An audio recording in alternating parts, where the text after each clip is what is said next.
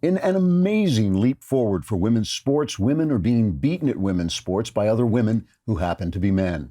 In the latest triumph for the ladies, a biological male cyclist set a world record for women's cycling by a man. All women who were men cheered this historic achievement, saying soon women would become so good at sports that there would be no women left in sports at all. The record-breaking cyclist is named Rachel McKinnon, sometimes known by his friends as Rachel Wink Wink McKinnon, or sometimes Rachel You Dog McKinnon. He pointed out in an interview that it was not fair to accept him as a woman in every other branch of life and then ban him from women's sports. A statement that proved the old rule of logic, that if you start a syllogism with a false premise, everything that follows it will be true, as in the true syllogism, if grass is purple, then up is down. Or the true syllogism, if Rachel McKinnon is a woman, he should be able to participate in women's sports. The revolution in women's sports that has done so much for women who happen to be men has spread to weightlifting, where transgender lifter Laurel Hubbard somehow managed to win 2 gold medals in the Pacific Games, and mixed martial arts fighting, where transgender fighter Fallon Fox broke his female opponent's skull, giving hope to wife-beaters everywhere that they may soon be able to go pro. In track and field, women runners who are men have managed to take scholarships away from women runners who are women, thus proving another old adage, there's a sucker born every minute. The transgender revolution may soon transform other fields such as science, math, and of course, child sexual abuse.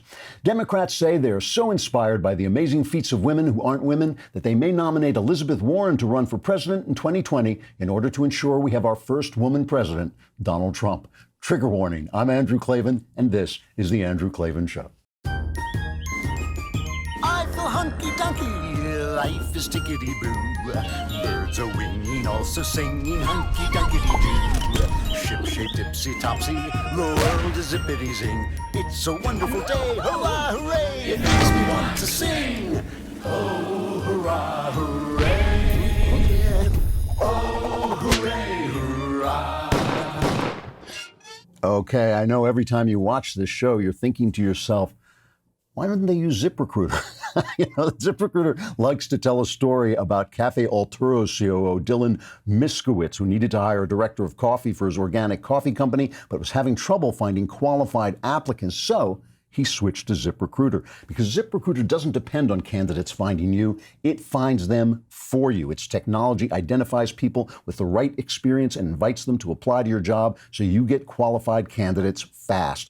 Dylan posted his job on ZipRecruiter and said he was impressed by how quickly he had great candidates apply. He also used ZipRecruiter's candidate rating feature to filter his applicants so he could focus on the most relevant ones. And that's how Dylan found his new director of coffee in just a few days. And we didn't do that. And that's how I got this show. With results like that, it's no wonder 4 out of 5 employers who post on ZipRecruiter get a quality candidate within the first day. See why ZipRecruiter is effective for businesses of all sizes. Try ZipRecruiter for free at our web address, ZipRecruiter.com/dailywire. That's ZipRecruiter.com/DAILYWIRE. All one word, ZipRecruiter.com/dailywire. It is the smarter way to hire. So, shortly after the attack on America by Islamists on 9/11, I should point out, before I get started, I should point out the mailbag is later today. All your problems will be solved. You too will be screaming like that when all your problems are solved. That's what you'll sound like, and your folks will say, oh my God, what has happened? Shortly after the attack on America by Islamists on 9/11 and the destruction of the World Trade Towers, a movie based on one of my novels, Don't Say a Word, became the #1 box office hit in America. There'd been some talk about delaying the release of the film and of second-guessing the release of all violent action films in the face of the real violence in New York. And in fact, audiences in theaters gasped when Don't Say a Word opened with a shot of the Twin Towers still standing intact, with my name over the picture, by the way, which was kind of unnerving even for me. To defend the release of the movie, I wrote an op-ed for the New York Times, which in the not-that-distant past had been a newspaper. Here's part of what I wrote. After a violent atrocity, there's always a rush to declare that movies were partly to blame because they desensitize us to violence. But after September 11th, our collective response to the horror showed that the vast majority of people know the difference between movies and reality and react accordingly. Many people remarked on how the video images of the terror on television looked incredibly like a Hollywood movie, but I haven't heard of anyone who reacted as if it actually were a Hollywood movie. We didn't sob when the building blew up in Die Hard. We didn't join the army when the aliens destroyed the White House in Independence Day. What I was saying, in other words, is that people can tell the difference between stories and reality, between fantasy and reality. And of course, that's true unless there is a massive effort to cut off access to reality. Then you can sell people a fantasy for a while until reality breaks in.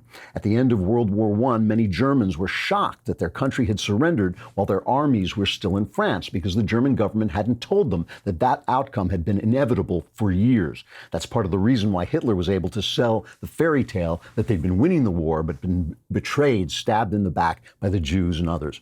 In the Soviet Union, people were startled when the great communist experiment suddenly collapsed, and it became clear that people in the West were living much happier, more prosperous lives than they were. The Russian people had been lied to for so long that many, even some higher up in the government, just didn't know the truth. Today, in league with the mainstream news media, the networks and the New York Times and the Washington Post and CNN and so on, the Democrats are trying to create a similar situation. They're trying to create a world in which men can declare themselves women and people are too afraid to say it isn't true when obviously it isn't true. They're trying to create a world in which people can call Republicans racist, but to point out that calling Republicans racist is just a stone lie, that's uncivil. They're trying to create a world in which Islam is beyond reproach, but Christianity is beyond the pale.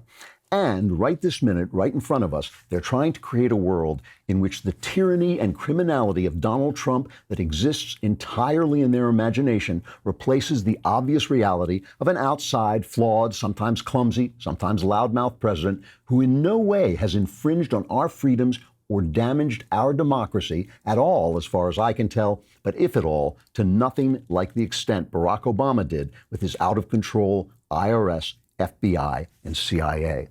This is essentially a grand experiment in postmodern leftism. These are the same people who taught an entire generation that there is no truth, there's only narrative, and that he who captures the human imagination captures reality itself. After all, many on the left believe that God is just a narrative and that he can be replaced with another narrative of woke holiness. Good luck with that.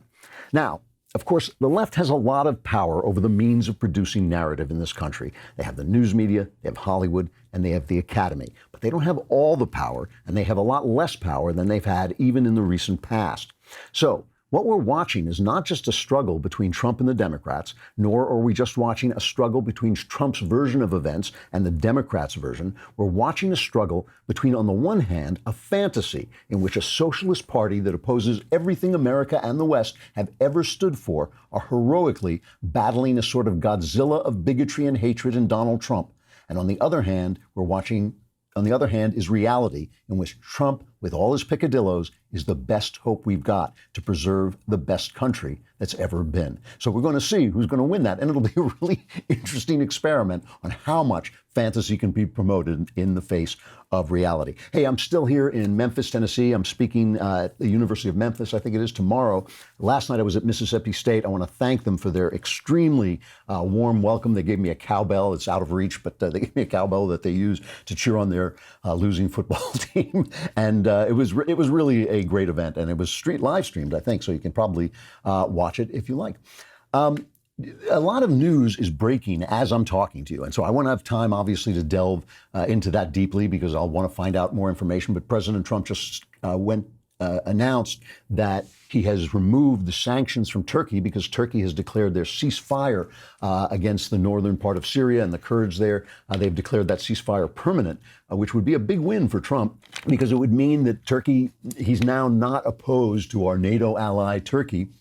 And the Kurds are safe, and he says that more importantly, that the ISIS fighters are still contained. So he got everything he wanted. He got his troops out of that situation in which he felt that, I believe, he felt that it could only be a bad thing if one of our soldiers got killed, that we would be forced to retaliate against Turkey, which would be a mess.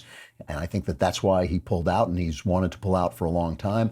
And all the tears and woe about, they betraying our lovely friends, the Kurds, basically hasn't amounted to very much, and the worry about the ISIS fighters escaping hasn't amounted to very much. So in a single leap, Donald is free, and we'll see if that's the way it turns out.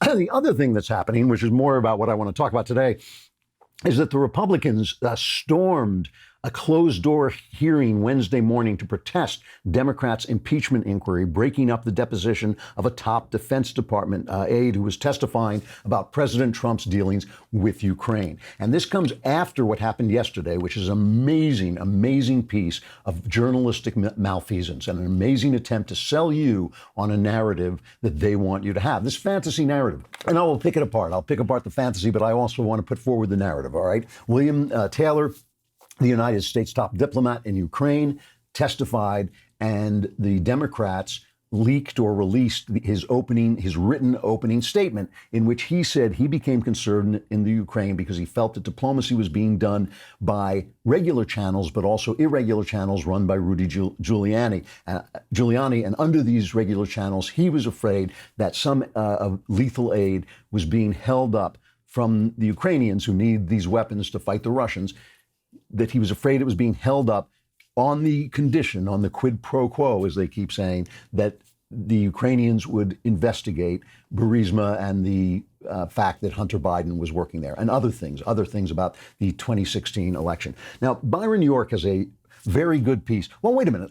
Before I talk about Byron York's piece, let's play, first of all, what the Democrats said as they came out of this meeting. Just that quick montage of, nope, that's not the one. It's the It's the one, cut two.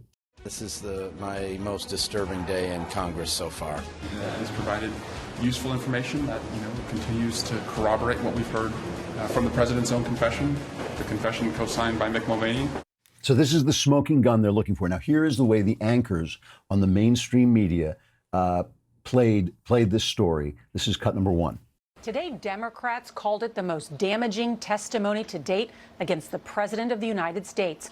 A West Point graduate with 50 years of service to the country testified that the president held up security aid to Ukraine in exchange for dirt on Vice President Biden and his family.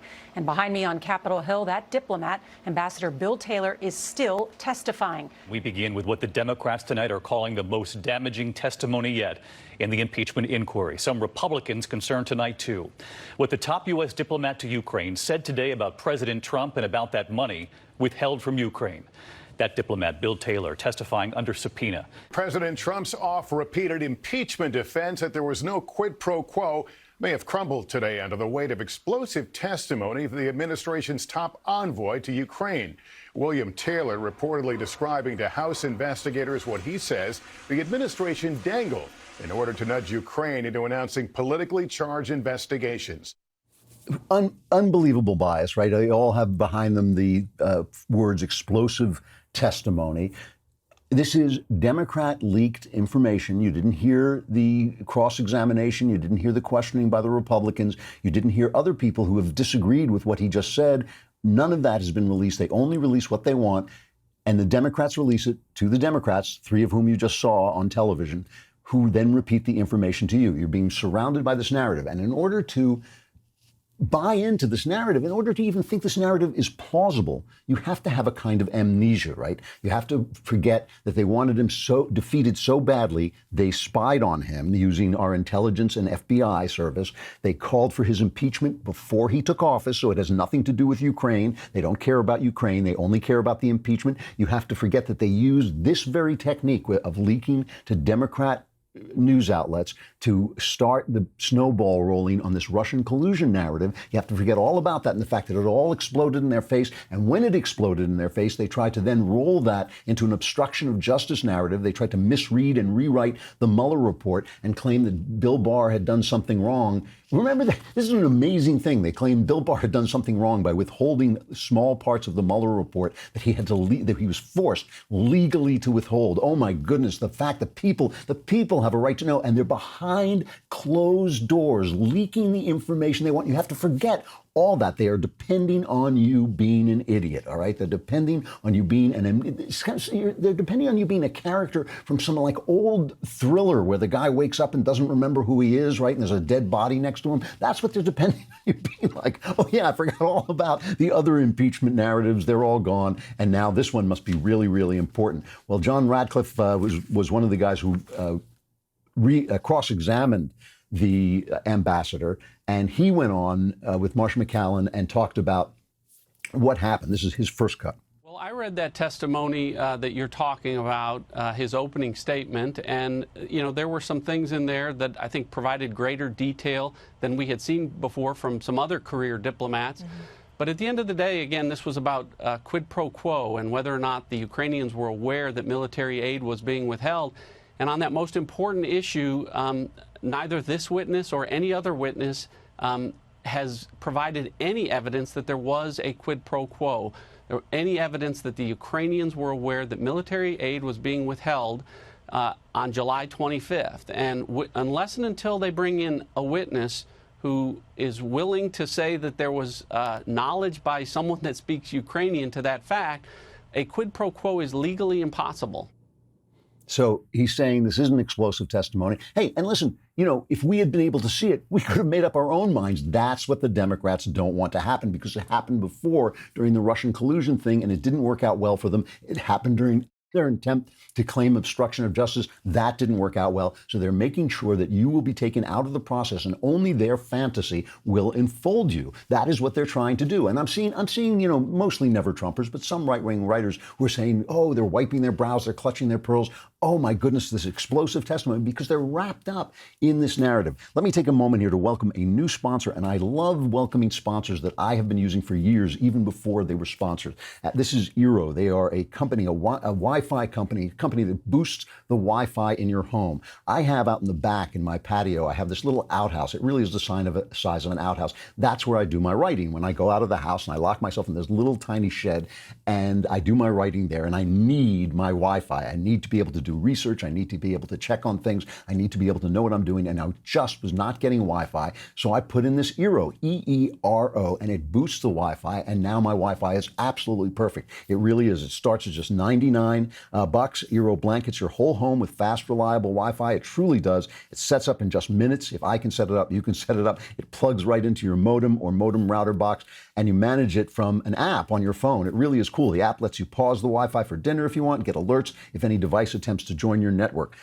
Eero has fixed all my Wi-Fi issues. You can get yours fixed as soon as tomorrow. Go to Eero.com/Andrew and enter code Andrew at checkout to get free overnight shipping with your order. That's EERO.com/Andrew, code Andrew at checkout to get your Eero delivered with free overnight shipping. You must use this URL to receive the offer.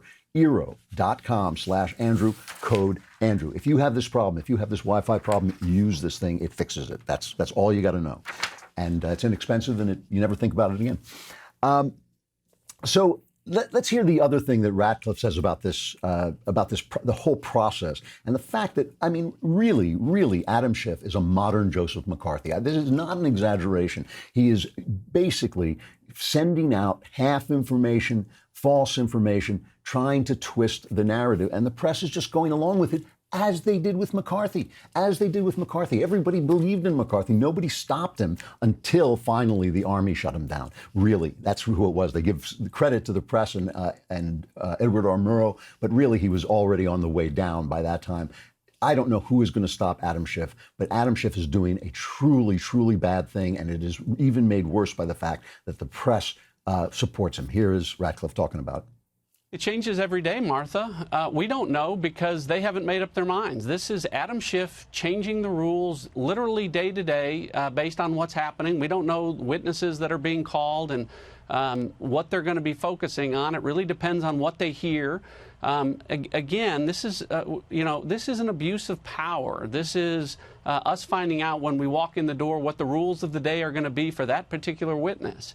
And it's really unfair for all of us that are trying to represent our constituents in this process. And that's why it should be conducted in open, not behind closed doors, not as a secret grand jury where Adam Schiff, who is a material witness in this case, gets to make up the rules as they go.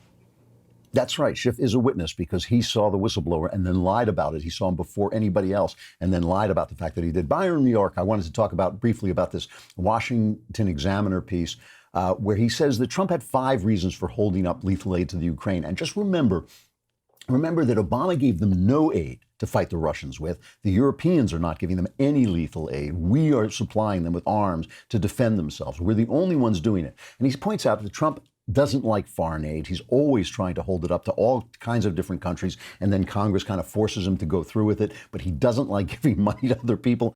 He wants to keep it here. He has a concern that other countries don't contribute, that Europe isn't giving them any arms, and we're doing the whole thing, that we're toting the whole thing, and he's trying to correct that. And he has a concern about corruption in the Ukraine, like everybody. Corruption is endemic in the Ukraine. Corruption is endemic in Ukraine, and he wants to make sure that it gets rooted out, right? And remember, let's take Joe Biden at his word. Let's say when he held up what it was, $1 billion in aid to get them to fire a prosecutor. Let's say he was doing it for righteous reasons because the guy was corrupt, okay? That's what Trump is doing. That is exactly what Trump is doing. He also wants to see Trump assist in the inquiry into the Russia 2016 campaign investigation. Trump has caught on. He's heard this theory that the Ukraine has the Democrat server that they never showed to the FBI, but somehow we all agree has been hacked by the Russians. No one has seen this thing, but the Democrats say it was hacked by the Russians. So James Comey said, well, hacked by the Russians. And, John Brennan said, yep, hacked by the Russians. We've never seen it. And there's some kind of theory that it's in Ukraine. I don't think that's true. I don't think there's any evidence of it, but, Trump gets off on these kind of conspiracy theory tears. He seems to be on that. And he wants to see Ukraine investigate the business dealings of Joe Biden's son, Hunter. Now, that, is that a wise thing to say? No, it's not, because Biden is his opponent. In fact, Biden has gone up in the polls, which is amazing since he's running such a crummy campaign, but it shows you how bad Elizabeth Warren and Bernie Sanders are.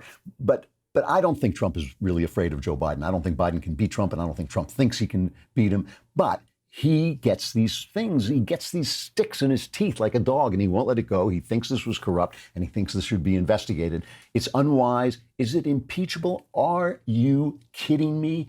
Is it impeachable? If it's impeachable, then Barack Obama, who bugged Trump's phone, who sent spies into his campaign, should be in prison. If this is an impeachable offense, this minor little trivial malfeasance on Trump's part because he's got a big mouth and he doesn't think all the time before he speaks, if that's an impeachable offense, then Obama should be in prison for what he did. And here's the problem, I hardly have to say this, but it's obvious the real problem. Here's Kevin McCarthy talking about what Trump has done. I think the president has done a tremendous job. Would my job be easier that the economy is so strong because this president has been able to turn it around? Is our job as a nation safer because he's helped rebuilding the military? Is America stronger because more people are working today? Yeah, the president deserves credit for that. So that's the problem. No, they've got a dead communist, Bernie Sanders, who unfortunately, I'm sorry to say, passed away a couple of weeks ago, has now been carried around for a weekend at Bernie's campaign. They've got the wooden Indian, who's going to end up, if she runs for office, she's going to end up in front of a cigar store holding cigars. And they've got Joe Biden, who's like a doddering old man who can't get the words out of his mouth. His eye keeps exploding, his teeth are falling out. That's what this is about. So, and then, if you just want to watch them sell a fantasy, yesterday, Trump tweeted out in his, again, he ought to be careful about this because it does hurt him in the polls. We all know this. It is a criticism of Trump. It's not a moral criticism of him, but it's just unwise. He tweeted out, this is a lynching. This impeachment hearing is a lynching. So, of course, the left goes mad. Oh, the racism. I'll just show you one. Charles Blow, the most accurately named person in commentary world. Charles Blow goes on Don Lemon, and Don Lemon says, tell us about this horrible, horrible, horrible thing that Donald Trump has done. This is a simple objection because it's horrific. But I think it's really big to me in the sense that it is a pattern that I see, particularly among conservatives, particularly among white conservatives, to try to co-opt the language of white supremacist terror against black bodies and to neuter it, or basically to purchase their way into oppression without ever being oppressed, or to purchase their way into the effects of terror without ever being terrorized, and to take the language and say that it can be applied to anybody, right? It is actually very specific. So stop saying, I was lynched. Stop saying you vote Democratic so you're on a plantation. Stop saying that this feels like slavery to me. Stop saying that this is, reverse discrimination whenever I don't get my way. So that is, I mean, it's so open that they don't even know they're doing it, right? They are setting the rules of the dialogue. You are not allowed to use the word lynching. You are not allowed to use these talking points. These are our talking points. This is the way we control the narrative. This is the way we control people's minds. You're not allowed to do it. And just to show you what a fake, what a phony, what a fraud that narrative is, and Charles Blow is, here is a montage, I got it from Grabian, of the Democrats during the Clinton impeachment. And in this montage, if you're not watching, it includes Joe Biden. My votes are a protest against an unfair process. The inequities in the impeachment process have been glaring. What we are doing here is not a prosecution, it's a persecution. And indeed, it is a political lynching. So I will not vote for this nightmare before Christmas. I will not vote for this lynching in the people's house. I will vote against these resolutions. Even if the president should be impeached, history is going to question whether or not this was just a partisan lynching. This day feels to me like we're taking a step down the road to becoming a political lynch mob. And for those of you who say that this isn't about sex, I agree with you. This is about getting rid of the President of the United States. The whole idea is a lynch mob mentality. That's amazing. It is amazing. The hypocrisy is amazing. The double, if the Democrats didn't have double standards, they'd have no standards at all. The thing is, they keep saying about us, never Trumpers and the Democrats keep saying about us, oh, you sell your principles and to say Trump is perfect and Trump is always perfect and you defend everything Trump does.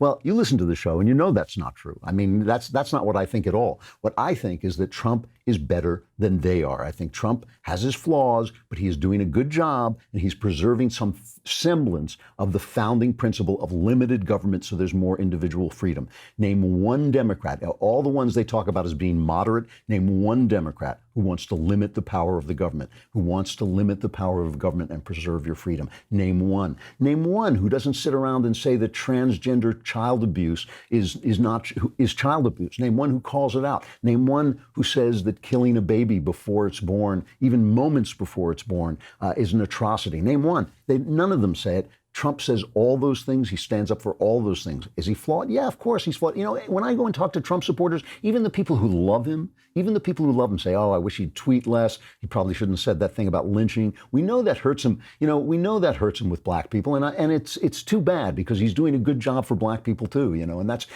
it's too bad that it hurts him.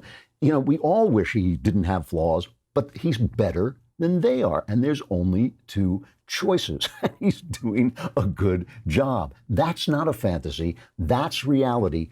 Everything the Democrats are selling is fantasy, and it's going to be a really, really interesting experiment whether they can sell that fantasy to the American people while people like us at the Daily Wire are still here. We will see. All right, we got to talk about NetSuite. NetSuite is an excellent, excellent system for your business. And like I say, I am a business. I need to know where all my numbers are. If you don't know your numbers, you don't know what your business is doing. And the problem is, the problem a lot of growing businesses have is that there's a hodgepodge of business systems. They have to go different places to find out what's going on. But NetSuite brings it all together. NetSuite by Oracle is the business management software that handles every aspect of your business in an easy-to-use cloud platform, giving you the visibility and control you need to grow. With NetSuite, you save time, you save money, you save unneeded headaches by managing sales, finance, and accounting, orders, and HR instantly right from your desktop or phone. That's why NetSuite is the world's #1 cloud business system. And right now, NetSuite is offering you valuable insights with a free guide, 7 key strategies to grow your profits at netsuite.com/Klavan. That's netsuite.com/Klavan to download your free guide, 7 key strategies to grow your profits, netsuite.com/Klavan. First key strategy. How do you spell Klavan? you lose. You got to know that. It's Klavan, no E's in Klavan. All right, come to Daily Wire and subscribe so you can be in the mailbag next week. It's uncomfortable, it's a little scratchy, it's a little claustrophobic, but you get to answer, you get all your questions answered, all your problems solved, as you will see coming right up.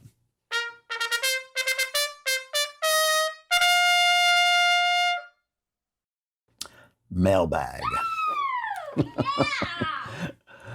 All right, from Alex. I started watching your show after subscribing for Shapiro. I'm starting to find, sorry, I got to read this, it's hilarious. I'm starting to find Shapiro's commentary a bit dour. You think? But I found solace when I found your show. I'm a 26-year-old recovering alcoholic. I've been sober for 3 months and 6 days. I find it surprisingly easy to avoid alcohol, but nothing else in my life is changing. I'm an atheist. I'm struggling to find meaning. I'm single, gay, still living with my mother. I have little social life beyond going to bars and taking various pills to fit in. I have a decent job, which pays enough, but my finances are a mess. I have access to the national health, but it's not addressing my persistent depression and anxiety. My father died when I was 14, and since I found your show, I feel you're giving me some direction I've been missing. Thanks for everything that you do. And he's asking for advice. He doesn't actually ask a question here. It's kind of interesting. But first of all, if you're taking pills, that's not sobriety. You should be get off the pills. Get off the pills as well. That's a scam. That's ridiculous. I'm going to give you a piece of advice, though, right? A lot of people write in and they say, I can't find meaning. Where's meaning? And a lot of times they sound to me, and you sound to me, like they're sitting around waiting for a knock at their door. They're going to open the door. Nobody's going to be there. Then they'll look down and there's meaning standing there. Hello, I'm meaning. I'm here to fill up your life. That's not the way it works. You know, Alcoholics Anonymous has a saying. They have a lot of really good sayings because they've, like the Catholic Church, they've dealt with all this suffering. So they have a lot of good advice for people who are suffering. And one of their sayings is, God can't drive a parked car. Okay. Now, obviously, God can do anything he wants, but God won't drive a parked car. You have to go out and look for meaning. And the way you look for meaning is by changing the habits that have gotten you into the depression that you're in. And that takes effort. And the only way that effort is going to come is it's going to come from you. You've got to get out and do things. You've got to get out and do things for other people. You've got to get out and do charitable things, do volunteer things. Make sure you get out among other people who aren't taking, where you don't have to take pills to fit in, other people where you don't have to drink to fit in, but you can just do the thing that you're doing. Now, some of the stuff that you go out and do, the point about driving a parked car, some of the stuff you go out and do to find meaning might not be the stuff you end up doing, right? I mean, when I was a long time ago, when I was in a deep depression, I went out and joined a couple of clubs and colleges, and half of them I hated, but at least it got me out and it broke the grip depression held on me. So you got to get moving. You got to go out and do that stuff, look for it, and get off those pills, because that's a scam. If you're on pills, you are not fully sober. You have got to be clean and straight and sober to do this, and then get out there and get out and do it. And you'll find a lot of stuff cleans up once the hold of your depression is broken. This guy says his name is also Drew. To the mighty Klavan, I love the show, and I have a simple question that I really can't come up with a good answer to. Are we in a Cold War with China? I know there isn't really an arms race, but when it comes to communism versus capitalism, intellectual property theft, trade disparities, and other battles, it seems we're in some sort of fight with China. If this is not a Cold War, what would make it one? Well, I think it would be the fight for territory. I mean, I think this was the thing. You have to remember the Soviet Union was an imperialist power and was trying to take over Africa and South America, Cuba, all these different places where it was moving its philosophy. And that was the goal. And during the Carter administration, you go back and look at the countries that were turning communist, and it was on the march. It was really coming forward, and then Reagan put an end to it. But, so that's why it was a war. The two principles were not firing at each other. We weren't nuking at each other. But there was fighting going on. It was fighting over whether places were going to go communist or whether they were going to stay free. And I think that right now, communist China is not an imperialist power. It's not expanding. That's why this Hong Kong thing is so disturbing, even though it's obviously part of their territory, and it was given back to them by the British. They had a deal where they were going to keep essentially free for a certain number of years, and they seem to be encroaching on that deal. But that's a gray area. I mean, when China moved into Vietnam and we fought them there, and everybody said what a terrible thing to do, it actually stopped them. It actually stopped their imperialist move, because they thought, if we're crazy enough to spend so much blood and treasure in Vietnam, they don't want to fight us in all these different places. Right now, they are our main, what they call geopolitical enemy. There's no question about it. We're going to be in a struggle with them for the next century, probably. It's going to be a big struggle. It's going to be a difficult struggle. It's going to be a struggle maybe that ultimately is for territory. There's already some question about the China Sea and the oceans around, because we have a dominant navy. So that could develop into a Cold War. But right now, I would say no, it actually does not fulfill the qualifications of a Cold War, but it could, and it may. From Remington, great name. Hey, Andrew, I am the vice president of my university's pro-life club. I'm an ardent pro-life Catholic, the only religious person in my family. My family is somewhat tolerant of my decisions, but they can be very edgy and disapproving of my views. And often when I bring this topic up, often when this topic comes up, I'm ganged up on. When it comes to abortion, do you have any advice for a young person about standing your ground and effectively communicating your message, even in the face of everyone in the room disagreeing with you? I love my family. They love me too, but I want to stand up for what I believe in as effectively as I can, and perhaps even change their mind someday. You know, I mean, this is another question I get a lot, especially at colleges, and I got it last night at Mississippi State, and my answer is not that pleasant. You know, my answer is that what you're really asking is, can you have integrity without consequences? And the answer is no. You can't have integrity without consequences. It costs you. I mean, that's the main, as I said last night in this speech, that's the main message of the gospel. If you tell the truth, they'll kill you. You know, I mean, that is, if the entire gospel, you know, the gospel means good news. The good news is, if you tell the truth, they'll kill you. You know, and but the truth lives forever, I guess, is the rest of that good news, what makes it good news. So listen, you know, you don't have to you don't have to set yourself to convince your family of this. That's not your job. Your job is to speak when you need to speak, to say what you have to say. But don't, you know, put your love of your family first. Put your love of your family first. If they can't discuss it with you in a civil way, you don't have to. That's not the fight you have to pick. It's not going to make any difference to the ultimate conclusion of this if your family changes their minds. If they want to engage with you in a respectful and civil way, it's always something you can talk about. If it comes up, you shouldn't feel that you should be silenced, but you should understand it's going to cause animosity. It's going to cause hostility. There's no integrity without consequences. That's not the way it works. That's what integrity is. Integrity is the willingness to face the consequences, to speak the truth as you see it. And so, like, you know, this is an important issue, and it's an issue that you should work toward and should participate in, but you don't have to do it in family situations. You don't have to say, oh boy, it's Thanksgiving, let's talk about abortion. You know, that's not on you. That's not the burden that's on you. The burden is simply to speak the truth when the truth needs to be spoken. All right, so from Johnny, hello, Mr. Klavan. I don't know what to do. I'm head over heels for a woman that already has a boyfriend. I'm not a bad person. This weighs heavily on my conscience. We have a lot in common and we just click. I see a lot of potential in a possible relationship with her. We have already been slightly intimate and I can't stop thinking about her. She's younger than I am. She's confused. I have more life experience. Her boyfriend is young and, like a young person, doesn't have the capacity to treat the woman the way she should. Do you think it's possible to trust her if she does decide to be with me, given the fact that we speak privately every day and we've been slightly intimate already? No, you can't trust her.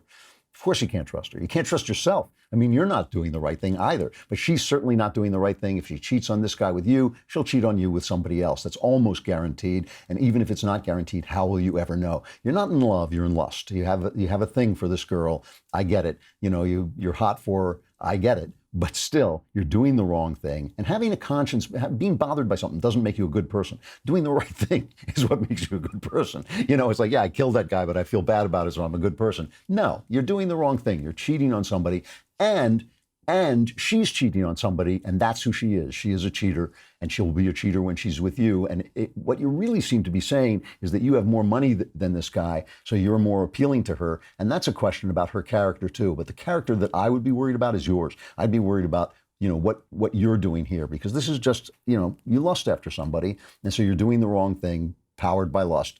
People do that. I've done it. You know, it's not a good thing. Stop doing it. That's the answer. Find a girl who won't cheat on whoever she's with, and find somebody who's not with anybody, and you'll be a lot happier. From Ken, greetings, etc. I always appreciate your humor and insight. During one of your podcasts, you mentioned the filmmaker M. Night Shyamalan. I forget the context.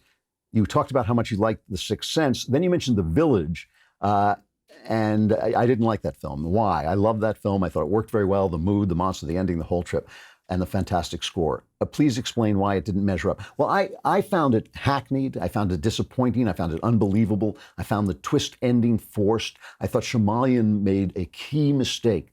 Probably the people who were paying him also made this mistake. The Sixth Sense had this wonderful ending. He thought he had to imitate that ending. He thought that was going to be his brand. But the thing about The Sixth Sense when you watch it is a really good story, well told. That should have been his brand. And I didn't think I thought The Village had some good parts at the beginning of it, but I didn't think it was really a very good story, and I didn't think the ending of it made any sense at all. I just thought it was really forced and unbelievable, and it wasn't scary, and it was, silly. The thing that really got me about it, too, is that the trailers were great. The trailers were some of the best trailers I ever saw. So maybe I hated it more than it deserved because it didn't live up to the trailers, but it was not a very good or moving film. I really think The Sixth Sense remains his best film. I can't think of one that's topped it off the top of my head. From Luke, hail Klavan, Lord of the Multiverse, Protector of Virgins, Slayer of Gnolls. My wife and I are soon going to have a son. I'm full of excitement, but along with my excitement, I'm also worried about my ability to protect and prepare my son. Mainly in light of my own struggles with pornography, I fear my son will follow me in my weakness. I've heard of studies that show sheltering young people from sexuality simply gives them a desire to seek out pornography and sexual experiences more fervently. I do not know how to apply that knowledge to my own family. Exposing my son to nudity or sexuality seems like a betrayal of my mandate as a father, while it seems that sheltering him could also cause him to seek out pornography even more. I would be grateful for any insight or guidance you could give me on this topic. This letter disturbs me a little bit, first of all, because you don't talk about where you are in your struggles with pornography. Are you addicted to it? Are you still addicted to it? Were you addicted to it and you've stopped? Do you occasionally partake of it and wish you didn't? I don't know where you stand on that. So I'm a little bit in the dark here. However, this isn't, if you are struggling with pornography, you need to win that struggle for the sake of your son. And it has nothing to do with your son. Why should he follow you in it? And why on earth would you expose him to it? I mean, that would be child abuse. That would seriously be an abusive thing to do with this child. It is not your job to expose him to naked women or sexuality or anything. All that stuff will come in time. He will find it in time. He will, if most normal boys do look at some pornography at some point. He's certainly going to be attracted to women and want to know more about him, and he will find out things. There'll be a time when he's a teenager when you have to decide whether he can go to an R-rated film or not. There'll be times when you have to make decisions about what he can see, and those will come along, but they're not going to come for a long time, and you certainly don't have to worry about that. The idea that you should be exposing him to this stuff is garbage. That's ridiculous. So the best thing you can have for him is to be incredibly good to his mom, show him what a good relationship looks like, show him what a dad looks like when he comes home and takes care of him and puts in time with his son, and show him what a man of integrity looks like by being who you appear to be. Obviously, you have a private life. He doesn't have to know everything about you, but you don't want to be a scurvy guy behind the scenes while pretending to be a decent guy in front of him, because that will play out eventually. So you want to be who you appear to be to your kids. And that is a question of developing integrity. And look, maybe you can't develop it tomorrow, but develop it over time, work on it every day, and make sure and remind yourself that every day that you indulge in a pornography addiction, you're not that guy. So what your job here is to raise your kid, to give him a dad who loves him, who teaches him things, who teaches him the things that he loves, whether it's sports or whatever it is you do for entertainment, and aside from pornography. That's what is going to do a good thing for him. And this idea that you have to somehow expose him to sexuality, believe me, he will get exposed. And there's something wrong about that mode of thinking that you really ought to check out. And I hope you're getting help for that addiction, because it will degrade you over time. Do I have one more? Yeah, I'll do one more. My question from Corey. I'm a huge fan of the show and the whole Daily Wire team. My question is related to religion. I've been agnostic for the longest time. I listened to Christopher Hitchens, Sam Harris. I haven't been able to rationalize the existence of God. I do acknowledge that we are spiritual creatures. Interesting that. I mean, I don't understand how we can be spiritual creatures if there's no such thing as spirit. And I believe there's a deeper meaning to life than besides being just random matter floating around in space. You better think this philosophy through, because you can't really say that without God, without some kind of overarching spirit. But okay, this is where you are. You come to me where you are. I miss the community aspect of church. My question is, how can you claim that Christianity is the correct religion that explains the meaning of the universe when there were civilizations long before Christ's time, Egyptians, Romans, Greeks, etc., who for thousands of years had different belief systems? All right, I will answer that question, but before I answer that question, why don't you go to God first and find out what God wants you to believe, okay? Because if you believe that life has meaning, if you believe in the Spirit, let me tell you, once you work that out logically, you're going to find that there's a God, or that there's at least some overarching spirit in the world. Why don't you go to him first and find out what he communicates to you in prayer and in listening and in meditation and thinking and reading not just the Bible, but other books that talk about all this. I don't understand why you have to accept Christianity whole before you accept what is obviously part of your philosophy, that there is meaning and spirit in life. The answer to your question is very simple. The Romans and Greeks and Egyptians also believed in kinds of medicine that weren't true, okay? It's entirely possible that great civilizations were built on myths, that C.S. Lewis called them good dreams. They're dreams that when you read them, they come very close to some of the Christian stories, and then the Christian story actually happened. It was as if the Christian story lived in our hearts as a prophecy and then came true, okay? Again, where you are right now, I would start to explore your ideas deeper. What does it mean that life has meaning? What does it mean that you're a spiritual person, that you're a person with a spirit? How do you work that out into a greater vision that actually makes sense? That's where I would begin before worrying about Christianity at all. Find out what God is like, and then find out, gee, which of these religions really describes him as I experience him? That's the way I would do it. That's the way I have done it. I will be back tomorrow, still in Memphis one more day. I will talk to you then. This is Andrew Klavan. This is The Andrew Klavan Show. Oh, hooray, hurrah.